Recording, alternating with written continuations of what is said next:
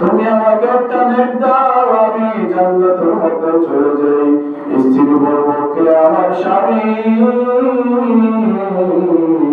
আমি তো জীবনে কোনোদিন বিয়েই করি নাই, আমি বিয়ে করছি বলে তো আমার মনে নাই, আমি তো তোমাকে চিনি না, শুধুমাত্র নফসি নফসি। একমাত্র মানুষের জবান দিয়ে আসলে নফসি নফসি। আপনি যখন মনে মনে ভাবলেন আমার সন্তানের নাম দিল না, আপনি যখন দেখলেন আপনার স্ত্রী আপনাকে ন্যায় দিল না, আপনি যখন দৌড়তে আবার বললেন মায়ের কাছে আমার মা তো আমার সব থেকে আপন, মায়ের কাছে যাওয়ার পরে মাকে যখন বললেন মা গো, আমি দুনিয়ার জমিনে যত যাবে আটকা পড়েছে, দুনিয়ার সব মানুষ যখন স্বার্থপর হয়ে যায়, ওই সময় তো তুমি আমার আপন হয়ে থেকে যাও। ও মা, আমি আজকে আসলাম বড় গর্ব করে বড় আশা নিয়া, মা আমি আজকে একটা নেকের জন্য আটকা পড়ে গেলাম। ও মা, তুমি যদি আমাকে একটা নেক দাও, বিনিময়ে আমি তোমার সন্তান জান্নাতের মধ্যে চলে যাব। মা তোমার দায়িত্বে বলবো, শোনো বাবা, তুমি যে বলবো আমার সন্তান পরিচয় দিতেছো, তুমি যে বলতেছো তুমি নাকি আমার সন্তান, কিন্তু আমি তো দুনিয়ার জমিনে কোনোদিন বিয়েই করি নাই। আমি যদি বিয়ে করো আল্লাহ সন্তান আসবে কোথায় থেকে? অতএব শোনো, তুমি এখান থেকে চলে যাও, এখানে কেটে কোনো লাভ হবে না, শুধুমাত্র আসমান থেকে আসবে নফসি নফসি। এই যে দুনিয়ার জমিনে মানুষ স্বার্থ করে পড়েছ, শুধুমাত্র বলে চাচা তুমি তোমার জান বাঁচাও, ও চাচা নিজে নিজের জানি বাঁচা, ওই বলে কিয়ামতের দিন সবাই নফসি নফসি বলে নিজের আমলে নিজে চিন্তা।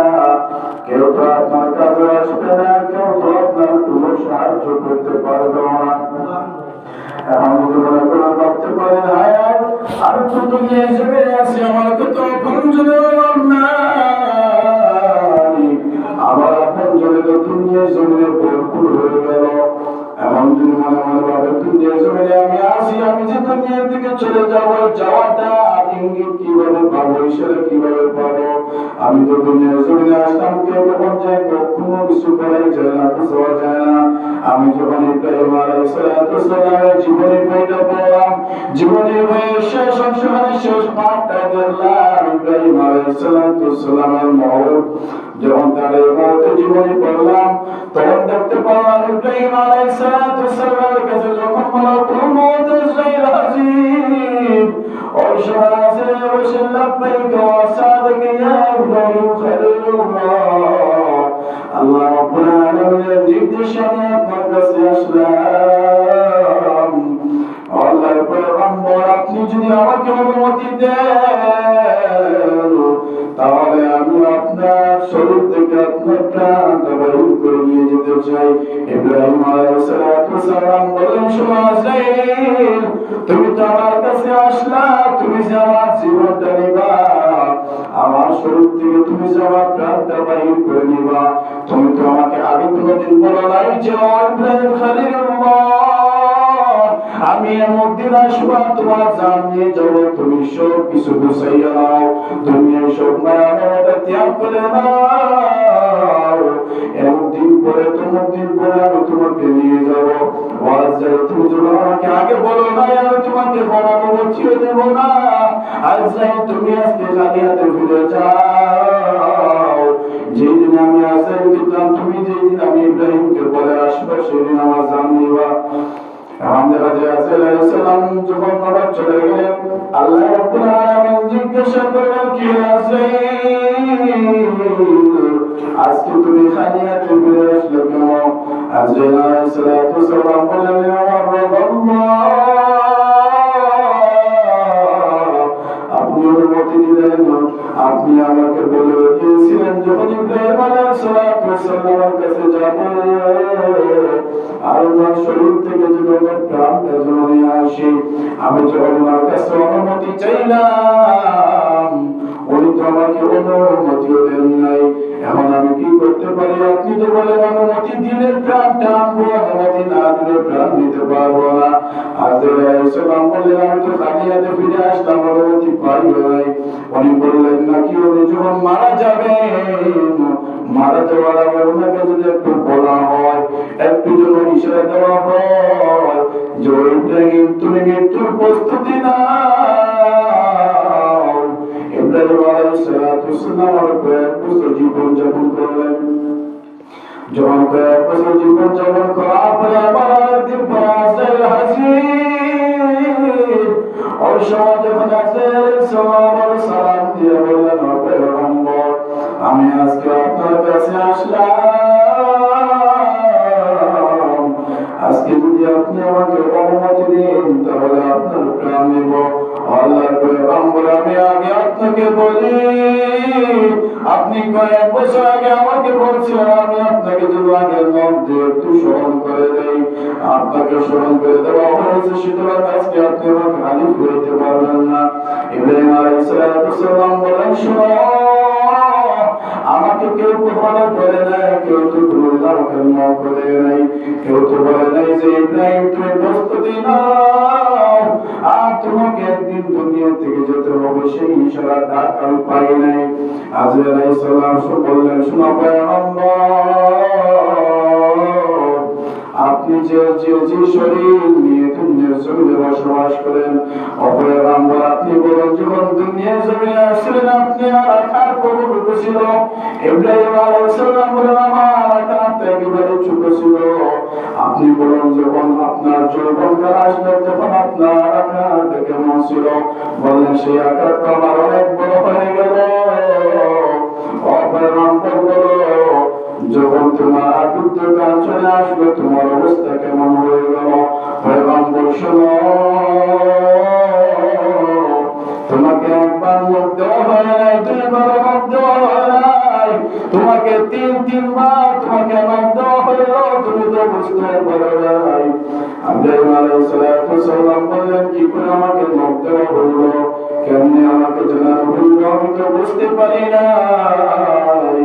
আজরাইল আলাইহিস সালাম বললেন শুনেন, আপনার যখন গাল মুবারকের মধ্যে দাঁড়িয়ে উঠলো, আপনার মাথার মধ্যে চুল গজাইল, ওই দাড়ি চুলের কালারটা কেমন ছিল?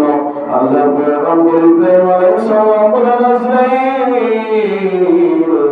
আমার দাড়ি চুলের কালারটা ছিল তো কালো, তাহলে আজকে আপনি বলুন না আপনার চুলের দাড়ির কালারটা কেমন? আল্লাহর পয়গম্বর ডাক দিয়ে বলেন আজকে তো আমার দাড়ি চুলগুলো সাদা হয়ে গেল। বললেন শুনুন পয়গম্বর এটা ছিল আপনার জীবনের প্রথম সিগন্যাল, তাহলে আমার মৃত্যুর দ্বিতীয় সিগন্যাল কি কি ছিল? তখন জিবরাইল আলাইহিস সালাম বললেন শুনেন পয়গম্বর আপনার চুল দাড়ি পাকাইয়া প্রথম সিগন্যাল দেওয়া হইল, দ্বিতীয় সিগন্যাল যখন দেওয়া হইল আপনি বলেন আপনার যখন যৌবন কাল ছিল, আপনার গায়ের মধ্যে যখন শক্তি ছিল, ওই সময় আপনার গায়ের মধ্যে কতটুকু শক্তি পাইতেন, চামড়া গুলো কেমন ছিল? তখন আল্লাহ পয়গম্বর বলেন আমার চামড়া সুস্থ ভালোই ছিল। তাহলে বলুন না আপনার বর্তমান যে শরীরের চামড়া, শরীরের চামড়ার অবস্থা এখন কেমন? আল্লাহ পয়গম্বর ডাক দিয়ে বললেন আমার যৌবনকালের চামড়া গুলো ছিল টানানো, আর এখন মৃত্যুকালে আমার চামড়া গুলো ফুটে হয়ে গেল, চামড়া গুলা যেমন বাস পড়ে গেল, আমার মনে হয় আগের মতো গায়ের মতো তেমন শক্তিও পাই না। তখন বললাম বুঝতে পারলাম এটা দ্বিতীয় সিগন্যাল। তাহলে বললাম আমার 3 নম্বর বার কি দিয়ে আমাকে মাপ দেওয়া হইল? আল্লাহ পয়গম্বরকে ডাক দিয়ে বললাম পয়গম্বর আপনার যখন দাঁত গজাইল দাঁতের মধ্যে কেমন জোর ছিল আপনার মনে আসেনি? পয়গম্বর ডাকতে বলেন আমার মনে আছে আমার দাঁতগুলো খুব সুন্দর ছিল, আমার দাঁতের মধ্যে অনেক শক্তিও ছিল, আর বর্তমানে যে দাঁতগুলো আছে তেমন শক্তি পাই না। বললেন তাহলে বলেন পয়গম্বর, আপনার যে দাঁতগুলো প্রথমে ছিল যৌবনকালেও ছিল, বৃদ্ধকালেও কি আপনার সেই দাঁতগুলো কি ঠিকই আছে? পয়গম্বর জানতে বলে, আরে আজরাইল, আমার দাঁতগুলো তো যদিও শক্ত ছিল, সবল ছিল, ভালো ছিল, কিন্তু বৃদ্ধকালে এসে এই যে আমার তো বয়স হলে বয়সে এসে আমার দাঁতগুলো তো পড়েই গেল। পয়গম্বরকে ডাক দেয়া বললেন, শুনে ইব্রাহিম খলিলুল্লাহ, এইটা হলো আপনার মরণের দ্বিতীয় সিগন্যাল। আপনার প্রথম সিগন্যাল চুলদারি কালা থেকে সাদা বানাইয়া দিলেন, বুঝাইলেন ইব্রাহিম মৃত্যুর জন্য তুমি প্রস্তুতি নাও। দ্বিতীয় সিগন্যালে ডাক দিয়ে বললেন যে পয়গম্বর, তোমার গায়ের চামড়ার মধ্যে বাঁশ ধরিয়া দিলাম, তুমি মৃত্যুর জন্য প্রস্তুতি নাও। ওই পয়গম্বর, আপনি তো প্রস্তুতি নিলেন না, আপনি তো কখন মরবেন সেটা